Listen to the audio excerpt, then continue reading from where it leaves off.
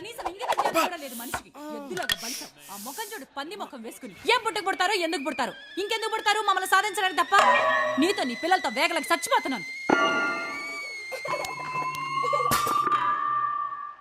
చూడు నాన్న, చూడు మీ బావ చూడు ఎలా కూర్చున్నాడో చలనం లేకుండా. గుడ్లగూబ మొహం వేసుకునేవాడును. అక్కడ చంటోడికి డైపర్ చేంజ్ చేయాలి గంట నుంచి. దాంతో హోంవర్క్ చేయించాలి. నేను పక్కన వంట చేస్తున్నాను, ఆన్ కాల్ లో ఉన్నాను, ఆఫీస్ నుంచి ఫోన్స్ వస్తున్నాయి.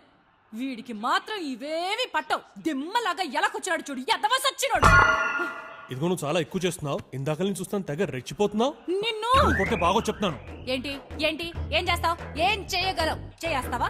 దమ్ముంటే చెయ్యి. చాలే పో, వెళ్ళు వంట చేసుకో. నేను చెయ్యను. ఏం పెగ్గలవు? ఏం పీకలేను కదా. యా. మూసుకుని పడు.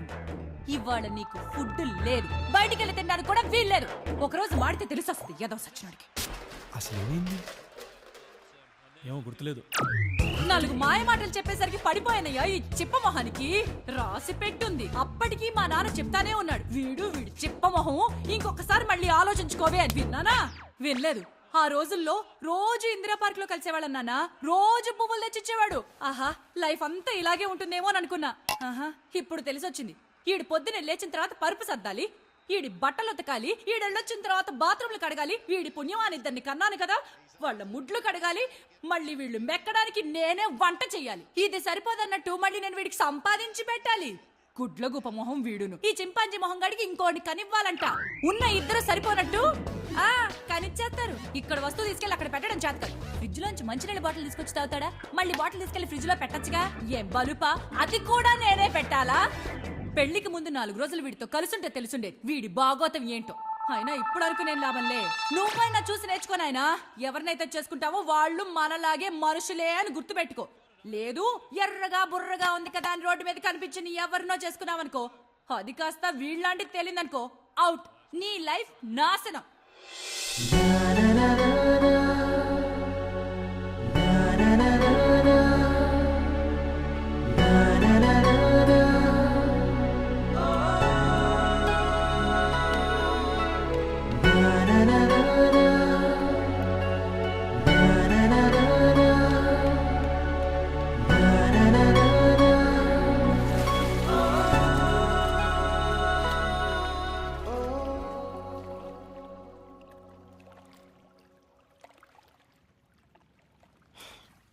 ఓకే ఓకే విషయం ఏంటంటే ఐ థింక్ షీస్ రైట్ రా. Wow, seriously you're saying she is right? This is news. ఇంతకే విషయంలో రా? అదేరా ద హోల్ థింగ్ అబౌట్ నీ గురించి నాకు తెలియదు, నా గురించి నీకు తెలియదు, ఒకరినొకరు బాగా తెలుసుకోవాలి. నీ ఇష్టాలు ఏంటో నాకు తెలియదు, నా ఇష్టాలు ఏంటో నీకు తెలియవు. మన ఇద్దరం కలిసి ఉండాలి అని ఆల్ దాట్. బట్ ఇదంతా లేకుండానే చెప్పింది కదా. ఐ నో రా, I do love her and I would love to spend the rest my life with her. తనేదో కాంప్రమైజ్ అయి చెప్తున్నట్టుందిరా. You know I think she deserves that experience. ఒక 4 రోజులు ఈ సంజుతో లైఫ్ ఎలా ఉంటుందో తనకి చూపించాలందిరా నాకు. And that's what she wanted కదా. Okay, but how is it possible? అదేరా అర్థం కావట్లేదు. పోనీ ఓ 4 రోజులు ఇద్దరు కలిసి ఎక్కడికి ఊరు వెళ్తే? దట్ వోంట్ వర్క్ రా. మొన్నే కొద్ది టూర్ కూడా వెళ్ళాం. హైదరాబాద్ లోనే ఉండాలి, ఒకే ఇంట్లో ఉండాలి. మా డైలీ లైఫ్స్ మేము ఎలా ఉంటాం అలాగే ఉండాలి. కాలేజ్, ఫుడ్, ట్రావెల్ అన్నీ సేమ్, కానీ కలిసి ఉండాలి. సింపుల్. వాళ్ళ ఇంట్లో వాళ్ళని ఇక్కడ అప్లోడ్ చేసి వేరే ఊర్లో డౌన్లోడ్ చేసావు అనుకో, సరిపోద్ది కదా. అవును మరి. అంకుల్ మీ అమ్మాయి మా అబ్బాయి ఒకే ఇంట్లో 4 days వైఫ్ అండ్ హస్బెండ్ లా కలిసి ఉంటారంట.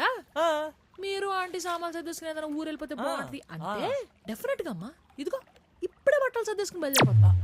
వచ్చే మన వాడిని అంటారా. 3 days 4 nights with 3-star accommodation in Bangkok. Lunch, breakfast, dinner included for just 29,999 only అంటే వెళ్తానంటావా? చచ్చినా వెళ్ళడం. Same to same for free అంటే